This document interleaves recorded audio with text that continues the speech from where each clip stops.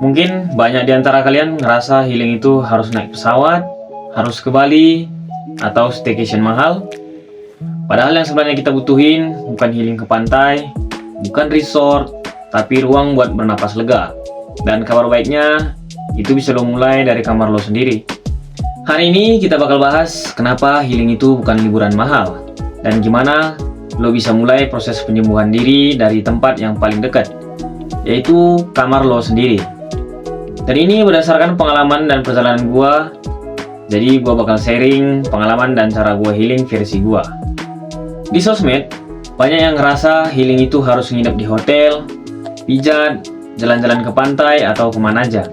Tapi di dunia nyata, banyak yang nggak punya waktu, uang, atau energi buat semua itu. Gua pernah maksain healing, liburan pas lagi capek banget.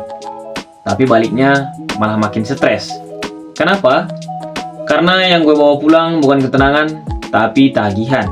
Highlight-nya, healing sekarang jadi konten, bukan kebutuhan.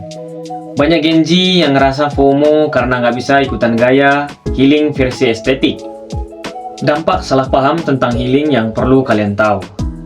Kalau lo kira healing itu harus mahal dan glamor, lo bakal nunda terus. Dan akhirnya, capek numpuk, pikiran kacau, tubuh akhirnya ngedrop. Lo kelelahan, tapi lo juga nggak ngelakuin apa-apa buat sembuh.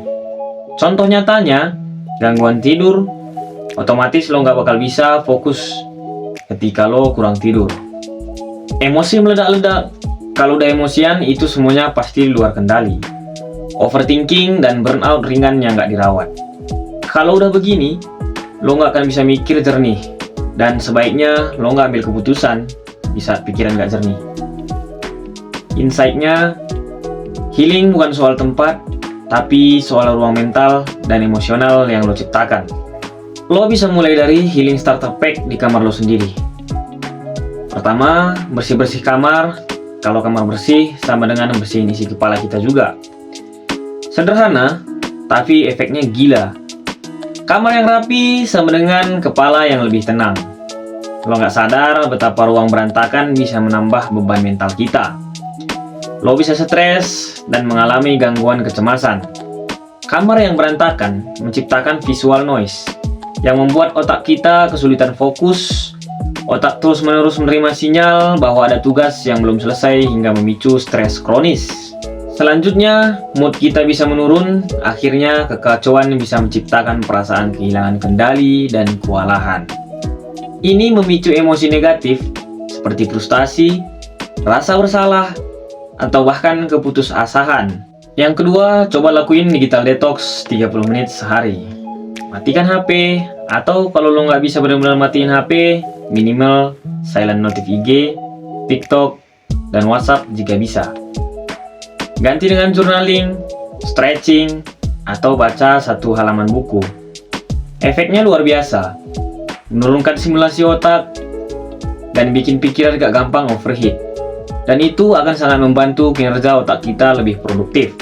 Yang ketiga, self-talk di cermin. Coba lihat diri lo di kaca dan bilang, lo lagi capek? Gak apa-apa, lo gak harus jadi kuat terus kok. Healing itu bukan menghindar, tapi ngobrol jujur sama diri sendiri. Yang keempat dan yang terakhir, lakuin aktivitas mindful yang lo suka.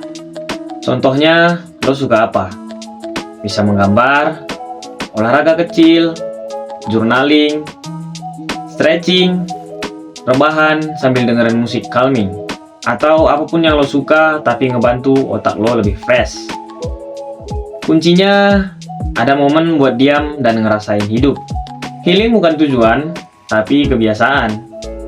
Banyak orang mikir healing itu finish line, tapi yang sebenarnya lo butuhin adalah kebiasaan kecil yang bikin lo pulih setiap hari. Healing bisa dimulai dari lilin kecil, dari playlist favorit, atau dari keputusan buat bilang ke diri lo sendiri, gua pantas buat tenang. Kalau lo ngerasa relate sama ini, cobain satu hal hari ini. Mulai dari rapiin kamar lo dan matiin notifikasi selama 30 menit aja. Terus balik ke sini dan coba tulis di komentar apa healing versi lo. Dan jangan lupa share ke teman lo, karena di pembahasan kita selanjutnya kita bakal bahas gimana cara nemuin makna hidup tanpa harus kehilangan arah.